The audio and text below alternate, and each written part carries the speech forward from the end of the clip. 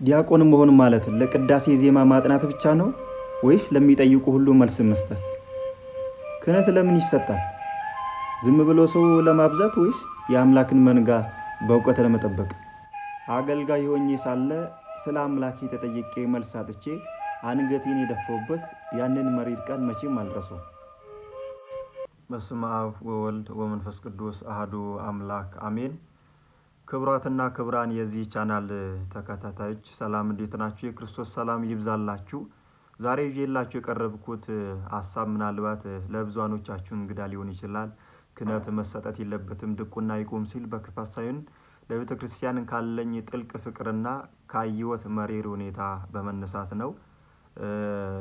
ዛሬ የምነግራችሁ ሀሳብ እኔን ለብዙ ዘመን ሲያሳስበኝ የኖረ ማንነቴን የፈተነና የቤተ ክርስቲያን አገልግሎት መልክ መለወጥ አለበት እንዲል ያስገደደኝ እውነተኛ ታሪክ ነው የምነግራችሁ።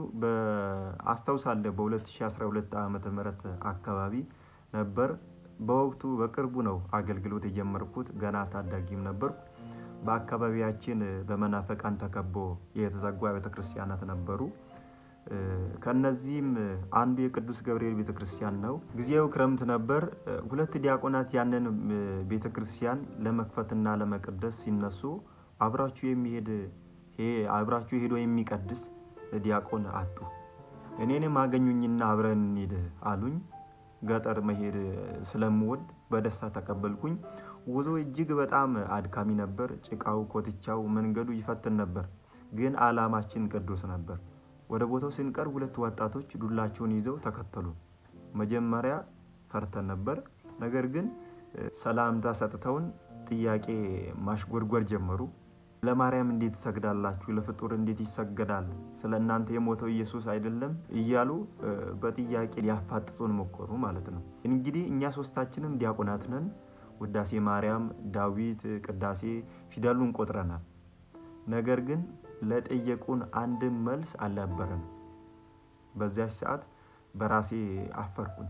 የምናመልከውን በውል ሳናውቅ ዝም ብለን በድካምና በጩኸት ብቻ የምናገለግል እንደሆነ ተሰማኝ።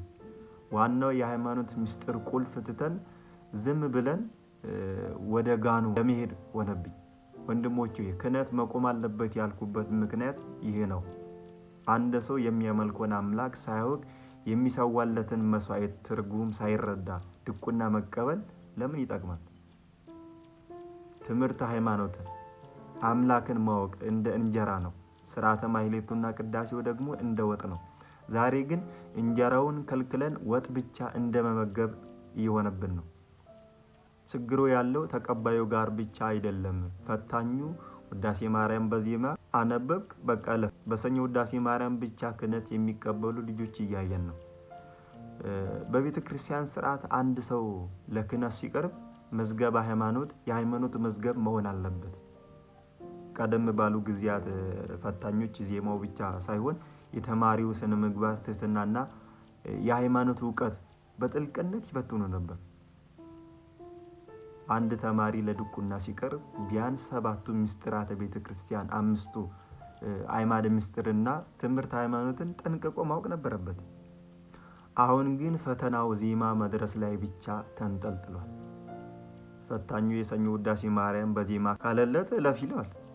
ይህ ደግሞ መሪ የሌለው መርከብ እንደ መስጠት ነው የሚቆጠረው። ክህነት የሚሰጡ አካላት ሲኖዶሳዊ መዋቅሩና የሚመለከታቸው አባቶች ትኩረታቸው ጥራት ላይ ሳይሆን ቁጥር ላይ ሆኗል። ብዙ ዲያቆናት አፈራን ለማለት ብቻ በቂ ዝግጅት የሌለው ትውልድ ማብቃት ቤተክርስቲያንን ከውስጥ እየሸረሸራት ነው ያለው።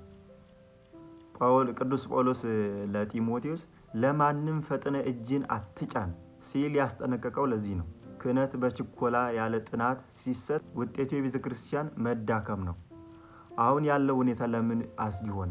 በአሁኑ ሰዓት ቤተክርስቲያን ከየአቅጣጫው በነቀፍታና በክደት ትምህርት እየተወጠረች ነው። በዚህ ዘመን እውቀት የሌለው ዲያቆን መሾም ማለት የተኩላዎች እራት ማድረግ።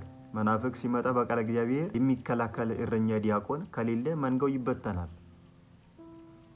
አንድ ዲያቆን ውዳሴ ማርያም ከመድረሱ በፊት ውዳሴ ማርያም ለምን እንደሚጸለይ ሊገባው ይገባል። ውዳሴ ከመግባቱ በፊት በመሰዊያው ላይ የሚፈተተው ስጋ ደም ለምንና ለምን እንደሆነ ሊያውቅ ይገባል። እውቀት የሌለው አገልጋይ ጥይት የሌለው ጠመንጃ እንደመያዝ ነው። ድምፅ እንጂ ኃይል የለውም። ተመልካቾቼ ይሄን የምናገረው ተቆጭቼ ነው። ድቁና የማዕረግ ጌጥ ሳይሆን የመስቀል አገልግሎት ነው። አንድ አገልግሎት ደግሞ ግማሽ በግማሽ መሆን የለበት። በዜማም በእውቀትም የተሟላ መሆን አለበት። በስብከት የመጣ በቅዳሴ ይጸናል እንደሚባለው መጀመሪያ ሰው በእውቀት መመለስ አለበት። ስለዚህ ክህነት ይቁም ያልኩበት ለጥፋት ሳይሆን ቤተክርስቲያን ልጆቿን እውቀትን እንድታስታጥቅ ካለኝ ጉጉት ነው። ሰጪውም ፈታኙም ኃላፊነታቸውን ካልተወጡ ነገ የምንረከባት ቤተክርስቲያን ባዶ ቅርፊት ብቻ እንዳትሆን እሰጋለሁ። አሁን በዚህ ባለንበት ከቀጠለ ማለት ነው። እናንተስ ምን ትላላችሁ? በየአካባቢያችሁ የምታዩት የክህነት አሰጣጥ እንዴት ነው? የትምህርት ጥራት መጓደል በቤተክርስቲያን ላይ እየመጣ ያለው ተጽዕኖ እንዴት ትታዘቡታላችሁ? ሐሳባችሁን በኮሜንት አስቀምጡልኝ። ካጠፋው ይቅርታ፣ በበጎነታችሁ እዩኝ። ስላዳመጣችሁኝ አመሰግናለሁ። እግዚአብሔር ይስጥልን። ወስብሐት ለእግዚአብሔር። ቤቱን ሰብስክራይብ ማድረግ እንዳትረሱ ነው የምላችሁ። አመሰግናለሁ።